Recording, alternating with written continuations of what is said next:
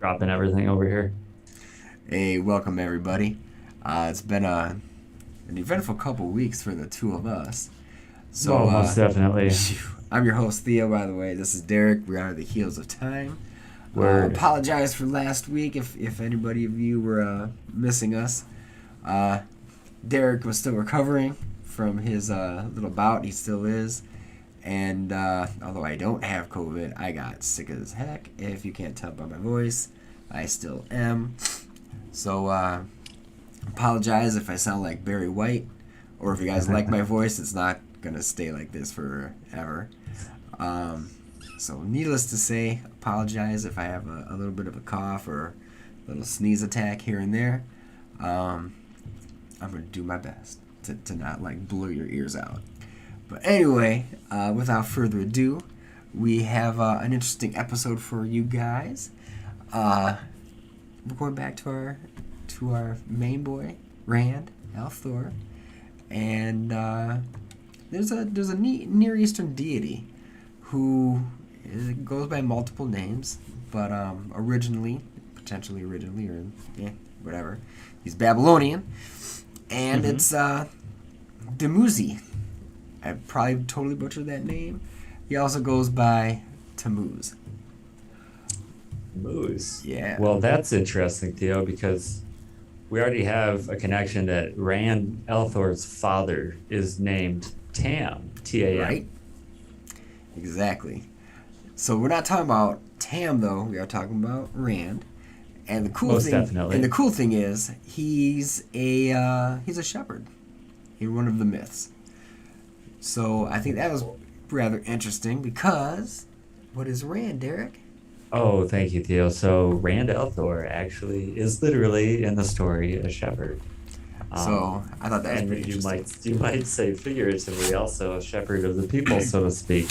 But literally, he tends sheep, and he learned how to play the flute as a farming shepherd. Little shepherd boy, little shepherd boy. So cool thing about our god here is he has a couple different myths about him. So first we're just going to take him as the shepherd man. So originally mortal shepherd dude. My guess is he was probably rather good looking because there was a Sumerian goddess. I think you may have heard of her before, since I'm pretty sure we did an episode on her. But potentially Ishtar, I think so.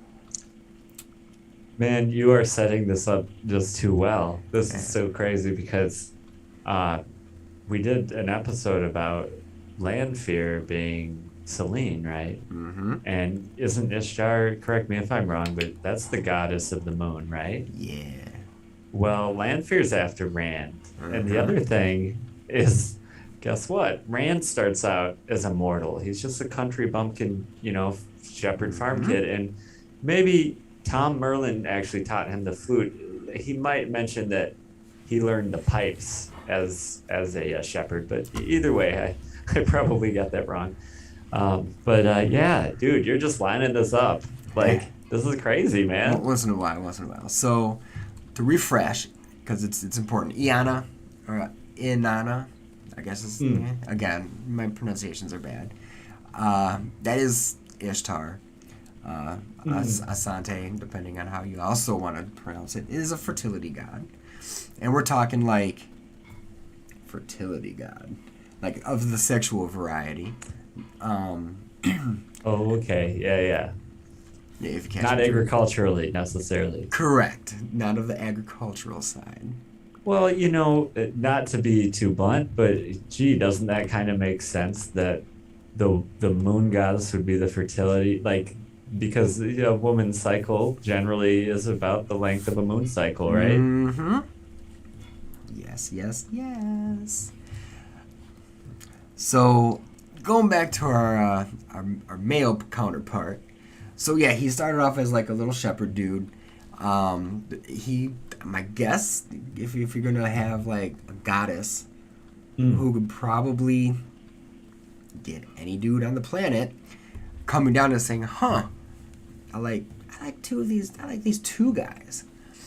And it was a little bit of a, I want to say it, a two princes kind of thing, if you remember the old school Spin Doctors song. And Okay. Yeah. Word. yeah, you know what I'm putting So down. she had a couple choices on her He hands. had a couple choices, All right. and he won. It turned out that they're like, okay, yeah, cool. And to be honest, it makes sense because what he actually became by his relationship with her is like a fertility god, but of the agricultural sense. So you Dude, kind of had that merging of like. I'm gonna mess this up, but this sounds to me like a flip backwards version of the Greek story you told us about, Yes. where I think Persephone and Aphrodite have a competition of who's the most beautiful. Right. Is that right? Did I get that right? Yep. Yeah. So it's kind of like a backwards version of that, where like the dude, she's choosing the dude. It's actually a different story, but I'll drop that down. Okay. Later. Well, That actually follows a little closer, but yes, you are correct, because there is a thing of a descent into the underworld too, in this story. So okay. It is. So you jump the gun a little bit, but that's okay. That's okay. Shoot. Bro. That's okay. So even though she's like a goddess, she dies. Because again, some of these myths are a little bit different. Now we're talking about predating Gilgamesh, and this is in quotes. When I say predating, is because Gilgamesh's epic is technically speaking the first, as far as I know, still the first known and the oldest mythology story that's been saved from antiquity time. And this story of these two is mentioned in the epic. So, wow. If I had to what you wager, mean. again, there's nothing to say concrete evidence of, well, this predates them, but they had to be at least in the same epoch, I would assume, because if the one story is referencing the other, Right. they either had to be around the same time or the one had to come before the other. And exactly. Yeah, no, I hear you. That makes a lot of sense. So that's really cool. I wouldn't say that this may be older, but it potentially could be even older. So am I, and I believe I'm correct in asserting this, but I also think that the versions we have are the Babylonian interpretations of the Sumerian stuff. Right. True. Okay. So then it's kind of like hearsay of a hearsay. Right. But that's still, like, when you look at the dates on this stuff, you're talking like old, like thousands and thousands of years really ago. Old. Yes. Like, to put it in perspective, audience, in Wheel of Time, you have 3,000 years per age. And by the way, Robert Jordan lifted that from Plato. Philosophically, Plato came up with this idea of the great year being 36,000 years. So that'd be 3,000 years per, quote, year to add up to 30,000. So there's no reason to think that nothing really matches up with that. But if you like want to make a story and you know this fact about something Plato had said, then that would make sense to put that in. Now, that being said, 2 sets of Wheel of Time ages have gone by since this stuff has been written. Like almost 6,000 years. So back to you, my friend. Interesting that you should say. Did you say 36,000 years? 36,000. Because the interesting part is, again, remember, this is a myth. Right. Tammuz, he rules. We can call him Tammuz. Tammuz, whichever, doesn't matter. My pronunciation is crap. But he rules for 36,000 years. No kidding. Yeah. Oh, wow, that's really crazy. Wow. So he rules for a great year. Mm-hmm. So that makes it seem like, to me, I wonder if like Plato was aware of this stuff. Which could make sense. I mean, so remember how we've always said that myth has like a little bit of truth potentially in there? Right. So nobody's going to live for 36,000 years. But in the ancient times, for this story, there was a couple Demuzids. One was I'm gonna say it's probably not pronounced. It's pronounced probably Ba Tabiria. That's the shepherd whose kingdom ran for 36,000 years because he was the fifth king before the flood, the Great Flood. Wow. Which was So they have Gilgamesh's days. They have this cultural memory, whether or not it's literally true. Yep. They have a cultural memory of Tammuz ruling for a great year, essentially 36,000 years. And there's a second dude, same name, but he's of Kua, and he's a fisherman, and he reigned for 100 years. So even that is amazing. And that's kind of normal. I wouldn't say normal, but so he had to be at 120 years old, probably 110 at the earliest. If it was literally one guy, right? Correct. So I don't know if this is a universal phenomenon, but I have heard explanations for kings lists with extraordinarily long lineage. Because it's not the same person. Yes, and it has to do with that phrase that we still have today, the queen is dead, long live the queen. And basically what that means, the king is dead, long live the king. Maybe if someone literally saw him die, they'd be like, well, he's been resurrected in this body. If they didn't see him die, hopefully that's really what happens, so that the next son can just wake up one day and be like, miraculously, look at my body. It's been not euthanized, but made younger. So I don't know if that's true, but it would make sense. And if you had a son, you may name him like how we would name him the second. Exact. So it would just, the lineage would just be named the same. So interesting, I thought. Mm-hmm. And the fisherman, he was the third king of the first dynasty, and he reigned in between another king and Gilgamesh. So he was like right before Gilgamesh. So we're still talking about crazy old, because obviously if it was before Gilgamesh and it was before, that's kind of right, or at least just as old. Right. Because so let me explain this phenomenon real quick. I don't remember the technical name. So Spider-Man, right? Actually, that's a bad example because this first comic is his origin story.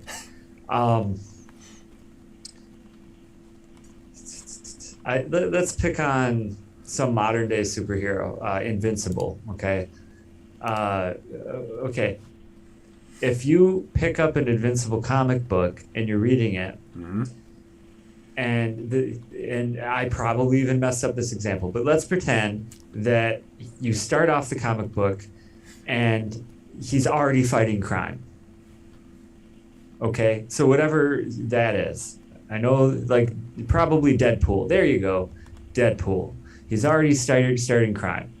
You don't get the origin story until later, I think. But let's just pretend. Right. Let's just pretend I didn't mess up twice. Right. So my point is, when you get that origin story, do you look at that and be like, oh, this must have been written before the first Deadpool story? Not necessarily. Not necessarily. It could have been, right? It could have been sitting as a manuscript, like the artist penned down the origin story so that he would know, and then later picked up the manuscript. Or it could be that origin story was actually written at the same time. So that's all. But to your point, and I forget what that phenomenon is called, doesn't matter, but you already covered it. But it's just to really underline and highlight that idea that we really don't know which one necessarily came first, but we do know they're at least the same age. You would think. Yeah.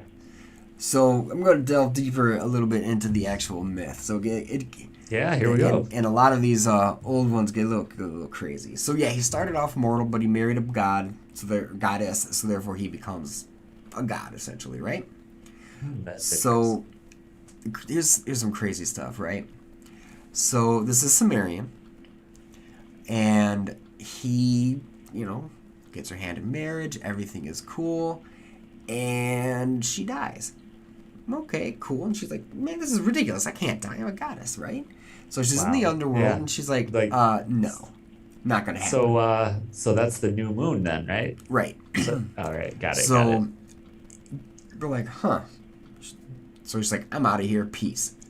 So she's traveling up the plains, I guess you could say, and she's being pursued by demons, and the demons are like, bro, no, you can't just leave. It doesn't work that way. She's like, yeah, it does kind of mean I can.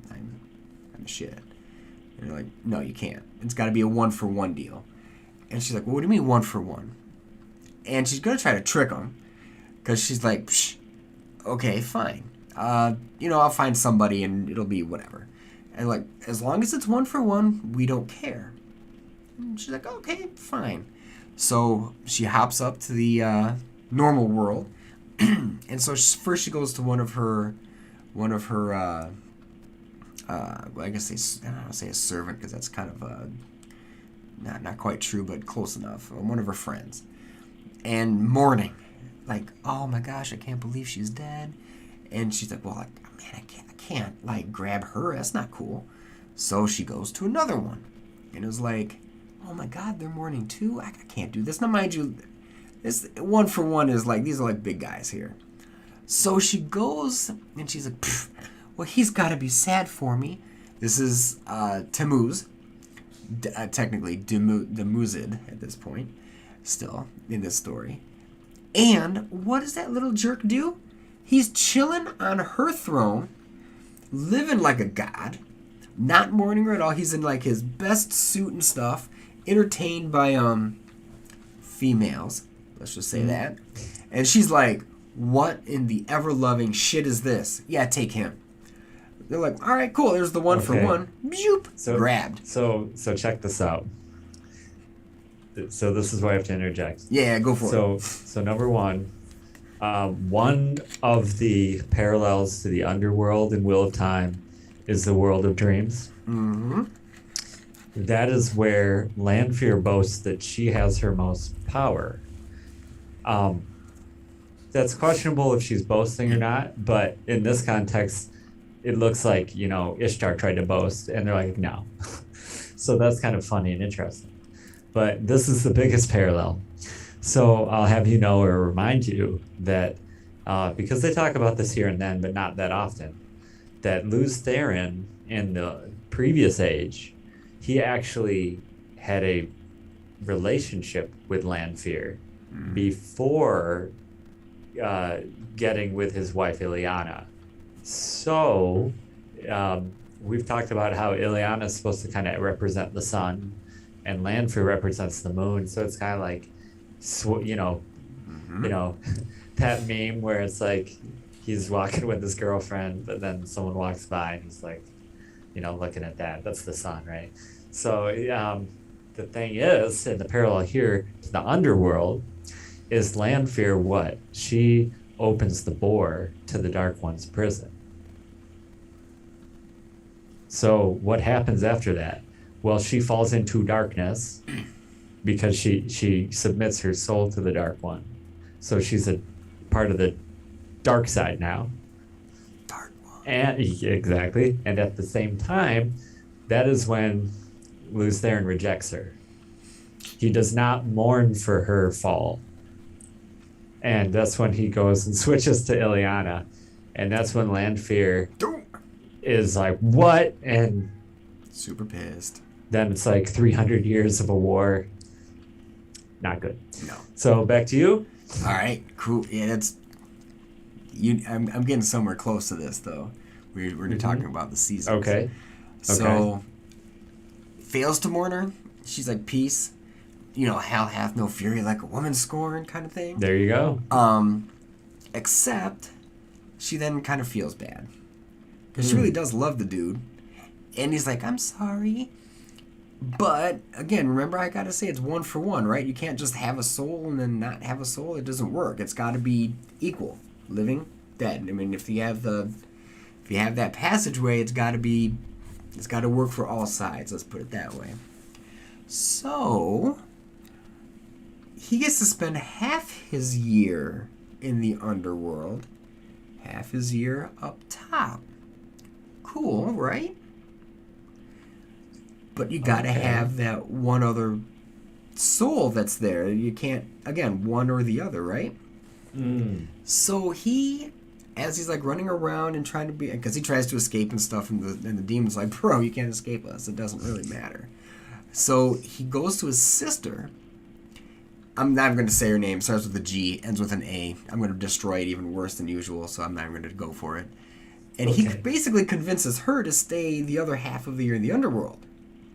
Oh, wow. Cool, right? Mm. But remember how I said he was the god of like agricultural and fertility? Well, his sister's like kind of the same. So when they flip back and forth, that's how you get the season cycle. Oh, wow. That's really cool. Now that would be the Persephone story. Now it's Oh, mom and Persephone, but wow. this isn't quite mom and Persephone. It's uh, you know uh, sister and brother, Brother and but sister.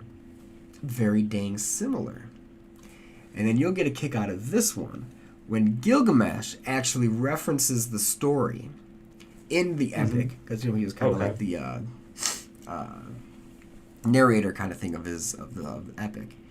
Mm. He was turned into an Alu bird. Kind of looks like a heron actually, which is pretty ironic, but not quite, with a Oh, that's broken cool. wing. And again, he was associated with fertility, vegetation, hot and dry summers, which in Mesopotamia, that was that. Wow. And So with Rand, with mhm, Rand Althor, real quick, he he big loses spoiler. his arm, which is a broken wing, He right? loses his hand, which Or is a not his broken arm, but he wing. has his And hand. yes, no, that's awesome because we already have Rand being associated with the heron bird. I think you were alluding to. Correct. That is really remarkable. So, we'll get That wait, also makes you. I'm sorry, but that also makes you. That begs the question, like, it makes you think, like, well, Tyr losing his hand. It's like, did that come from something like this. this? But go on, please. So, so there's where your cycles of the summer and the winter, if you want to call it And the that way. It's his winter. death and rebirth. So now we're gonna get some parallels here. Cool thing is Mesopotamia, awesome culture. But this became a cult, right? Ishtar and Tammuz. It was Oh, huge. The cult of Ishtar, that actually was still in existence in about 1100, 1200 AD. So Dude, this goes perfect parallel, real quick. real far. Go for it. Dark Friends. That's the cult of Ishtar. Lanfear literally opened the boar. She literally brought the Dark One in. Mhm. Dark Friends are literally the cult of Ishtar because they go back from one age and they're still around in the next age. So that's really cool. Go ahead. Uh-huh. Gets better. There's potential that Tammuz is mentioned in the book of Ezekiel. Wow. So he's actually mentioned.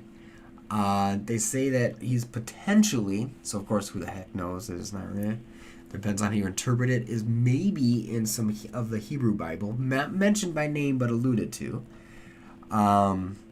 So I thought that was pretty Crazy. interesting. Oh, that's He crazy. is a big example, if you think about it. He also was dead and then resurrected and then dies and then resurrected. Kind of sound familiar, right? Of one Yeah. of many cultures, but one specifically, since I'm naming the Bible, that's Christianity, right? It does sound very similar, but also to bring it back to our main focus, and that is definitely an amazingly interesting topic. But to rear it on in a little bit, well, Rand is part of that death and rebirth cycle, isn't he? Yes, he is. Exactly. So he's also prophesied to bring what about the end of the age. So Or it you could know be at the end of a season, exactly depending how you like want to look at it, right? like metaphorically. Yes. So I know we try our best, and I hope people appreciate this that may listen to us. We try our best to make this listen friendly, like a radio show, and have our visuals as few as possible so that no one's missing out.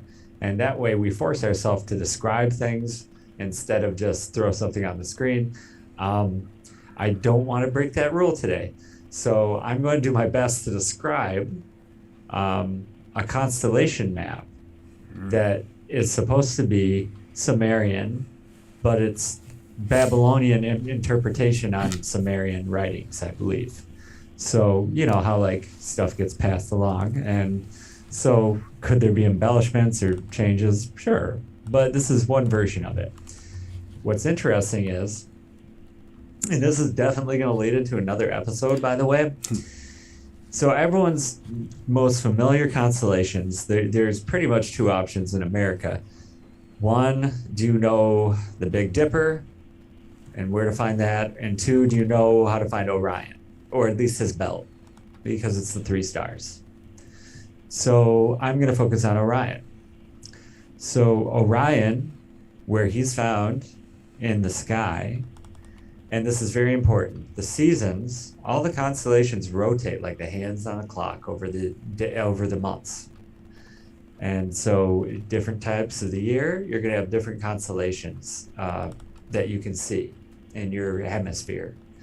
So specifically Orion, during winter times, can be appeared to be walking across the landscape.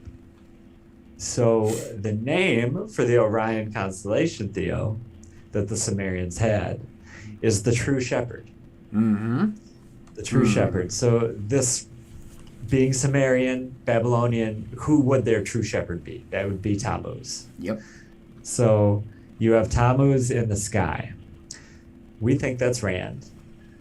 Oh, and by the way, you mentioned, you go, well, Derek, Tam isn't the main character. And you're right. So what does that have to do with it? And you're like, well, it's his father. But yeah, if Rand was named Tam, sure, Derek. Well, let me tell you something. Originally, Tam was the main character. I'm not saying that was his name. I'm saying Tam's character was the main character of the story. I think his name was going to be Rice or something like that. But nonetheless, there's this really strong connection. So here, let me, as promised, I'm going to try to describe the situation. Below the Orion constellation and right near, and this is the True Shepherd constellation to the Sumerian Babylonians or whoever. We have the rooster, which is supposed to be like a fighting rooster or a cock, as they say. And the other creature near him is the bull of heaven. Wow. So we have Matt Cawthon, the scoundrel, the man who goes to Rand to Ruidian and basically announces his return like a rooster crowing at the sun. Mm-hmm. The rooster walks with the shepherd in the sky. And then right next to that, we have the constellation of the bull of heaven, which cool point. In Greek culture, this became Aries, or Taurus. I apologize. It became Taurus. Mm-hmm. So that's the bull. And what they have is they have the good shepherds basically tending to the bull of heaven. Well, who's the bull in the Wheel of Time? Your favorite character, right, Theo? Yeah. So isn't this interesting that we have essentially Matt, Rand, and Perrin walking around in the sky together, pals. Which, hey, they're homies in the book, right? They are, and so that would make sense. What I think it's just very interesting. I think it's just endlessly interesting how much stuff appears to be tied together in this series of books. So thank you for that. Letting me do that little tangential explanation. That was cool. And then I got a crazy one for you. Please go ahead. Can't remember if I actually said it or not. Like I said, we're not at our 100%. Yeah, I'm having wine for the first time in a long time, and it's gone. So, so at least we're making sense, I think. So this cult that are going around forever. The cult of Ishtar. Cult of Ishtar and Tammuz. So wouldn't it make sense, Derek, that it would also travel kind of northwest a little bit? Yeah. What's northwest of like Babylon? I mean, not quite north. I mean, more north than west, but That'd be the Greek culture. That'd be the Greek culture, the Levant, and let's say Anatolia. So specifically Greek, because I know Specifically Greek. we've actually covered this story already. The connections are very strong. In other things we talked about. So if Ishtar Mm-hmm. is a fertility goddess of pure sexual nature, who would that be in Greek mythology? Oh, let me guess. That'd be Aphrodite, right? Yes, it would be. Right. All right. Who did Aphrodite really dig? Do you remember? If not, oh gosh, almost. Oh, I feel so bad. But, it's okay. It's okay. It's immortal though, right? It is immortal. Starts with an A. I'll just say it. It's Adonis. Okay. I was gonna say Adonis, but Adonis. That's close enough. Yeah. Yeah. Okay. So, and I didn't remember though.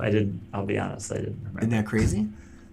That is really. Adonis was a very beautiful male. Oh wow. Mortal dude. So Adonis kind of made immortal, but not in the same sense. But I would say, and other scholars would say, looking at the two stories, how similar they are. The Mesopotamian Babylonian influence was definitely there for that. Well, I would say maybe earlier than we commonly think, because off channel, Theo and I have discussed the fact that you had the Mycenaean Greeks around, like, let's say 1800 BCE. So we're talking about right around 4,000 years ago. They were trading with Egypt and the Neo-Babylonian Empire. So they would have had access to whatever they had access to, like their cultural memories. And it could go even back earlier than that with the Minoan Greeks. Right. So, and who knows about Indo-European culture that we just don't even have access to anymore. So, no, it's like one of those things where, like, that is profoundly bizarre, but also very interesting. But makes sense. Exactly.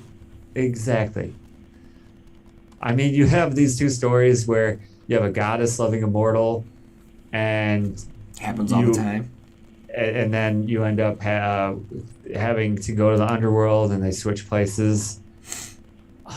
Like, and it's even kind of like, there's even a memory of the fact that, so remember you said Ishtar tried to find a replacement, right?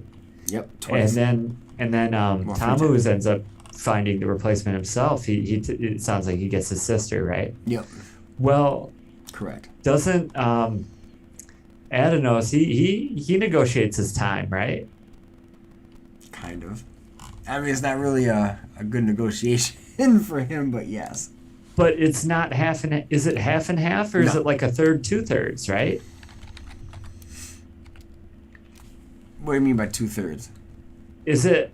I'm probably messing this up, but for some reason I was thinking he spent more time above ground than he did below. Is that wrong? Maybe that's wrong. Yeah, I think that's wrong, bro. That's okay. No, he dies. Word. Yeah, I mean, he dies, but he comes back every year. So that's Adonis? No. You're thinking of something different. Oh. Think of Persephone. Persephone comes back every year. Okay, this is what I mean. His symbol comes back every year as that flower. Oh, that's Narcissus. Too much wine. I was like, what you talking about, man? No. Adonis bled to death, man. He get nuked. I swear there was some bleeding flower then, but you know what? I will rest my case. I will rest my case because I'm probably wrong. I mean, if there is a flower, I don't know about an Adonis flower. Now you want me? No, what the hell? Now you want me to look it up? Well, all right. Let's bring it back. Yeah. No. Well, okay. All right. I'll just be real quick. So, interesting with these Babylonian versions of these constellations that we have. It's like every season, it's not the same stuff that you're familiar with. Like, instead of like the square of Pegasus, you just have a field. Okay, well, that must have been very important to their agricultural society, enough so that when they looked up and they saw a square in the sky, they saw a field. That's pretty cool.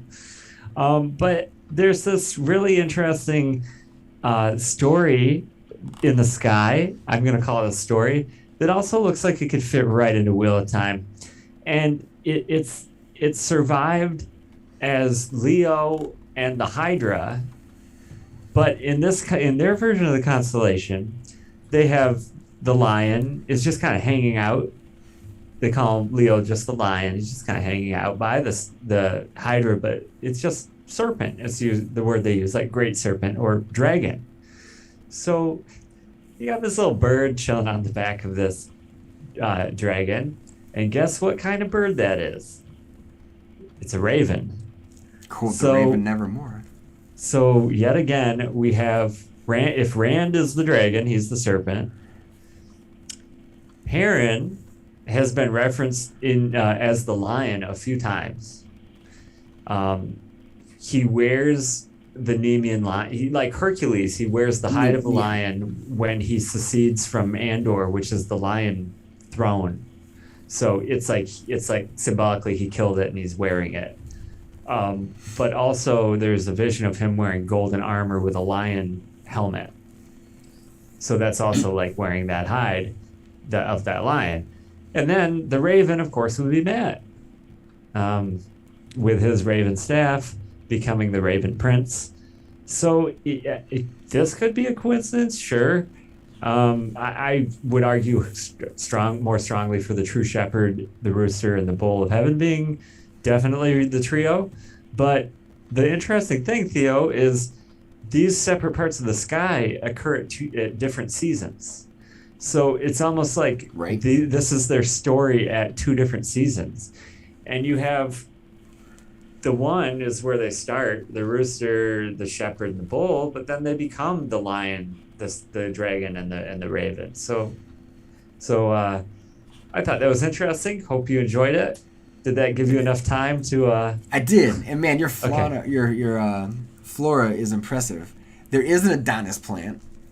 It's called pheasant's eye, or people probably have heard of this one because I heard of it. And I was like, holy crap, I didn't know. Is poison hemlock. Poison hemlock is Adonis flower. Yeah, the Latin. I'm gonna. It's been a minute. The Adonis estabilis.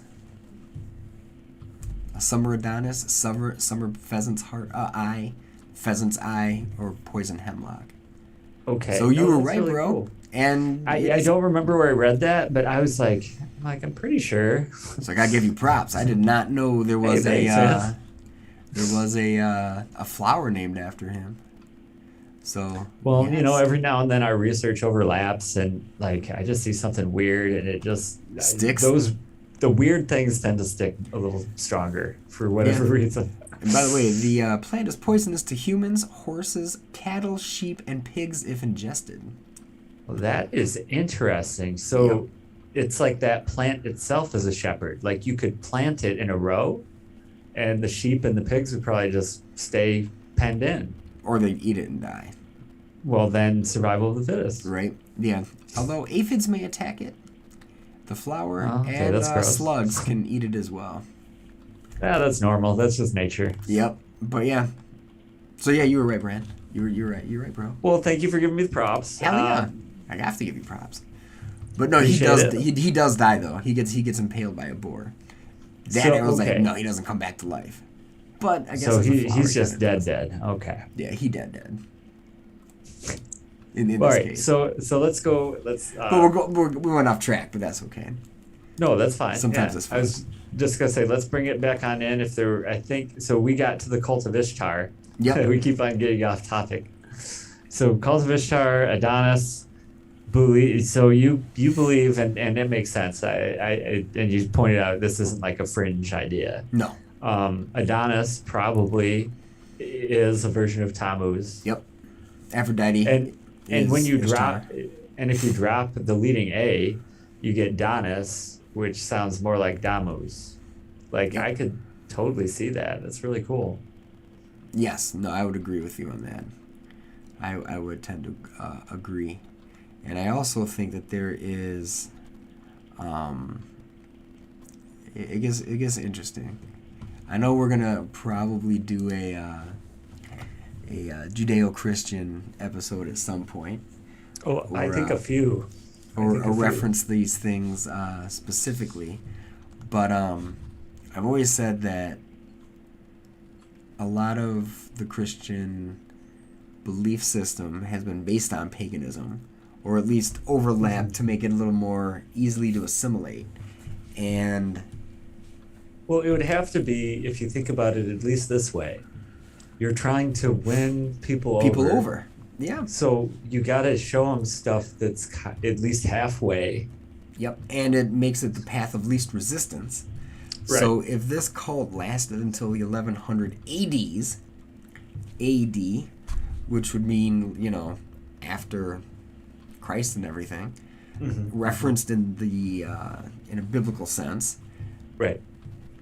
Where, you could say you could almost, if he was one of the first god men, if you want to call like a man made into a god that was like worshipped hardcore, not too far from a Christ person, right? No, I agree. Not trying to be blasphemous or no, shake somebody's religion up. That's not my intention, but because let's get right? real specific and say it's not the same. We're just saying there are definitely similarities and parallels here. That's all. Yep. And again, that's to bring it back to our main topic of our show. That's not Rand. Saying, right? That's Rand. But when we say this, we're not saying in any way Robert Jordan just plagiarized a bunch of stuff. No. He knew a lot of things, and he's trying to weave it all in to this great story. It's kind of like his version of the greatest story ever told, right? That it's just like that. That's kind of how I see it. And I'm not trying to say he's like, this is really how things happen. No. I don't think that's what we're trying to say. Not at all. We're just trying to say this is a version of cultural memory and whatnot woven together. Cool. So cool. So anything else on this topic, or I think we got this laid down, man. All right. Well, everyone, be on the lookout for some crazy out there topics that we're gonna have. Be on the lookout for little short extras, and here goes the extra that I have for you today. So Theo, we talk a little bit about Matt being a few of our favorite gods of all time, right? Sure. Odin and Hades, right? Yes. So let's play the game real quick. Should we Odin or Hades? Are we gonna roll some dice? Oh, let's see how they land. I hope it's not snake eyes. It won't be. So Because check this out. do a little magic. So we're gonna do a little magic. So check this out. So it seems like Matt is very lucky, and he is. Okay, no doubt. Right? But when he's playing dice, this specifically underlines that he never loses. Never. There's some extenuating circumstances, but you could argue that because the dice were landing the way they were, it saved his life. So, well, other than that, and that even actually tends to this idea. So why is that? Well, I would argue this.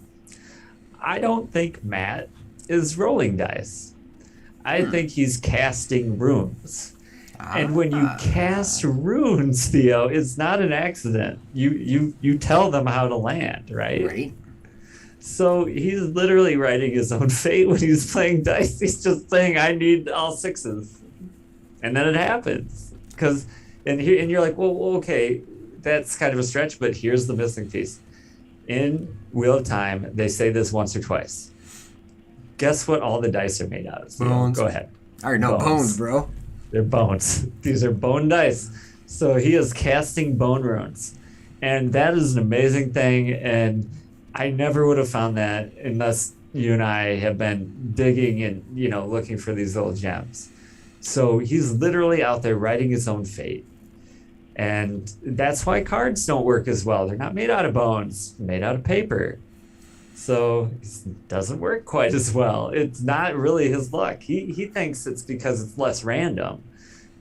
I don't think that's the case. Well, and to support your case, if we're going to go back historically, Yeah. bone reading or bone throwing or whatever, you could say that's like almost, I would say, an original divination method, but it goes back eons. Like throw them chicken bones and read Right. the bones. Right. So not necessarily, even if you're not even talking about a mystical sense, in terms of like Odin or Right. someone actually doing some magic. Right. It was literally practiced by shamans and by oracles, even back in the Chinese dynasties. So Nice. Wow. there's So, like, this goes I way won't say back. historical backing of reading bones for your future, because I don't know necessarily think that was actually a very 100% for fortune telling right there. It'd be set in stone, or in this case bones. But there's evidence that they tried to use it that way. Exactly. Right? And There we go. it's- That's all we need. That's all we Yep. need. And if you're gonna base a dude that has like crazy luck with some bone stuff, Yeah. hey, that makes sense. He's gonna be able to kind of control that, and also being Taveran, it makes sense that he can just do what he kind of wants. So I'm not gonna do the drum roll. So what do you say, Odin or Hades? Both. Both. But if you have to pick one, For in terms of the bones, yeah.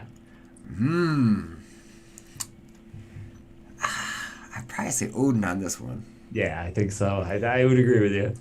I would argue against Hades, but why would it be Hades? Let's tell everyone why might it be Hades? Devil's advocate. I mean, bones are from dead things, There you go. and he would actually control. I wouldn't say necromancy, but he would control the souls of the dead. So. Well, so I don't want to spoil this. So I'll just lead right into the next one. We have one more, Odin or Hades. This is a surprise for you. Okay, go for it. So there's an object at one point at the very end. This is in the last 3 books where they're wrapping it up. Matt throws 13 objects in the air, and he's able to predict what they're going to do. These objects are coins, metal coins, Hades. and they all turn out to be heads. Hades. So why would this be Hades? Get the eyes, get the. Okay, I like that. There's something you told me once before that I'm going to bring back to you. You said that Hades owns everything that comes from the ground. Yes. So it would be metals and such, coinage. Metals and stuff. So look at this. Is Matt really lucky, or is it something else that's going on? And I think he still is lucky. Oh, hell yeah. Not actually, but when he's 100%, it's not luck. Like, I think he doesn't know it, but with those coins, Hades. With the bone dice, Odin. Makes Just sense. a thought. Just a thought. Makes sense to me. I like that little mic drop. Yeah. That was good stuff. All right, everybody. I think that wraps it up for today. It I wraps it think up so. for me, man. How about you? I think so. So what do y'all think? Is Rand the true shepherd? Is he Tammuz? He's definitely part, man. I mean, I think we're following the trail of dots, and we're starting to form a picture I think so. of different things that Robert Jordan may have encapsulated into a storyline. I don't think it's perfect, because that's not what it was meant to do, because he kind of spun an original story out of myths and legends and cultures. So I think that's just one more connecting of the dot that we just did, in my opinion, at least, my humble opinion. Yeah, no, I enjoyed it thoroughly, Theo. Thank you very much for hosting another episode of Tales of Time. Oh man, back at I'm you. going to remind our viewers and listeners, please like and subscribe. It keeps us going. Until next time.